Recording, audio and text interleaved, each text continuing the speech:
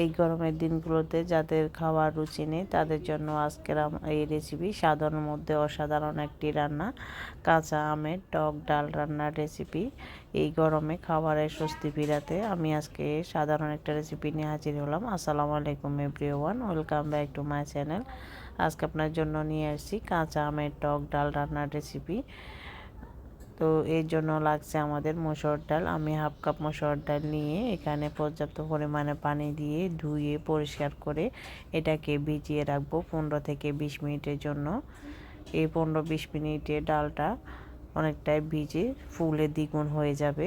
তো আমি কতবার ধুয়ে এটাকে নতুন করে পানি দিয়ে এটাকে ভিজিয়ে রাখলাম 15 মিনিট থেকে 20 মিনিট।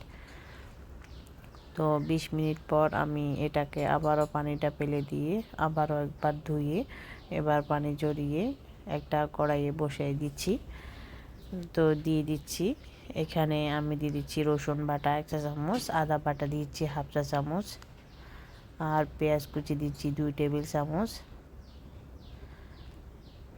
হলুদের গুঁড়া দিচ্ছি 1/2 চা চামচ, আর দিয়ে দিচ্ছি ধনিয়া জিরার গুঁড়া দুটোটা একসাথে মিলিয়ে দিচ্ছি 1/2 চা চামচ। তো এই সাধারণ মশলাগুলো দিয়ে আমি নেড়ে চেড়ে এটাকে ঢাকনা দিয়ে 15 থেকে 20 মিনিটের জন্য রান্না করে নেব। আমি লবণ দিচ্ছি না, লবণ দিলে ডালটা সিদ্ধ হতে অনেকটা সময় লাগে, তার জন্য আমি পরবর্তী স্টেপে লবণটা দিয়ে দেব। তো এটা বলক উঠে এসেছে, এবার নেড়ে চেড়ে আমি একদম লোতে করে রেখে 15 থেকে 20 মিনিটের জন্য ঢাকা দিয়ে এটাকে ডালটাকে সিদ্ধ করে নেব। তো 15 থেকে 20 মিনিট হয়ে গেছে, এবার ঢাকনাটা উঠিয়ে দেখুন অনেকটা ডালটা সিদ্ধ হয়ে আসছে। আমি একটা ডাল ঘুটনি দিয়ে ভালো করে এটাকে ঘুটে নেব। আপনারা চাইলে এটাকে আস্ত রাখতে পারবেন, আবার চাইলে একদম ফিনিশিং করেও নিতে পারবেন। তো আমি কিছুটা আস্ত আর কিছুটা ফিনিশিং এই অবস্থায় রেখে এবার দিয়ে দিচ্ছি এখানে 1 কাপ পরিমাণ পানি। পানিটা দিয়ে আমি নেড়ে চেড়ে এবার এর মধ্যে দিয়ে দিয়েছি একটা টমেটো কুচি, এটা অপশনাল, চাইলে দিতে পারেন নাহলে স্কিপ করতে পারবেন। দিয়ে দিচ্ছি কয়েকটা কাঁচামরিচ ফালি করে কাটা, আর দিয়ে দিচ্ছি স্বাদ মতো লবণ। আমি যেহেতু আগে লবণ ব্যবহার করিনি এখন দিচ্ছি, লবণটা আপনারা বুঝে শুনে দিবেন। তো আমি এবার দিয়ে দিচ্ছি আরও 1 চা চামচের মতো উঁচু করে পেঁয়াজ কুচি, এটা দেখা সৌন্দর্যের জন্য। তো আবার নেড়ে চেড়ে আমি ঢাকা দিয়ে আবারও 10 মিনিটের জন্য রান্না করব। যেহেতু ডালটা আগের থেকে সিদ্ধ করা, তো যেহেতু পানি দিয়েছি এটা স্বাদ বাড়ানোর জন্য আমি আরও কিছুক্ষণ রান্না করলাম। এর ফাঁকে কাঁচামরিচ আর টমেটোগুলো গলে যাবে। তো এবার রান্নাটা ফ্রাই হয়ে এসছে, এবার দিয়ে দিব আমি আগে থেকে কেটে ধুয়ে পরিষ্কার করে রাখা কাঁচা আম। এখানে একটাই আম মাঝারি সাইজের, আমি 6 থেকে 7 পিস করে নিয়েছি। আপনারা আরও বেশি করেও দিতে পারবেন, তবে ডালের পরিমাণটা একটু বাড়াতে হবে। আর আমি যেহেতু রান্নার শেষে দিচ্ছি, এটা কাঁচা আমটা ওই দ্রুত সিদ্ধ হয়ে যায়, আবার গলে গেলে এটা দেখতেও ভালো লাগে না, খেতেও ভালো লাগে না।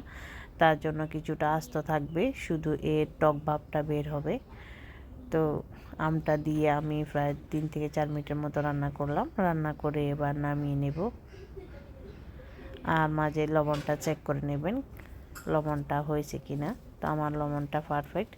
তো এবার একটা ফোড়ন দিয়ে দিচ্ছি, এখানে একটা কড়াই দিয়ে আমি দিয়ে দিচ্ছি 3 থেকে 4 টেবিল চামচের মতো হবে সাদা সয়াবিন তেল, আর দিয়ে দিচ্ছি 4-5টা রসুন কুচি, দিয়ে দিচ্ছি 1 চা চামচের মতো পেঁয়াজ কুচি।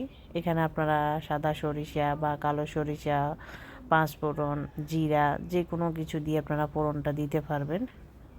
তো আমি এইভাবে পছন্দ করি, তার জন্য আমি ফোড়নটা এইভাবে দিচ্ছি। তো এটা যখন বাদামি কালার হয়ে আসছে আমি দিয়ে দিচ্ছি হলুদ সরিষা।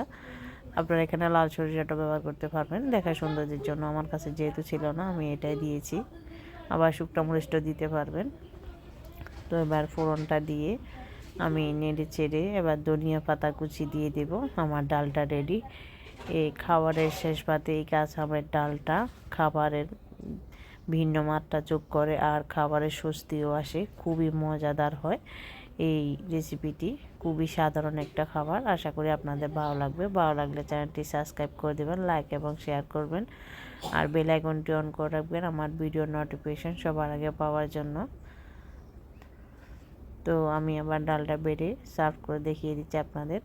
আমটাও একদম সিদ্ধ হয়ে গেছে, গলে যায়নি কিন্তু আস্ত আছে। আর ডালটা আমার রেডি, খুবই মজাদার। একবার হলো বাসায় ট্রাই করবেন, দেখবেন আপনাদের অনেক ভালো লাগবে।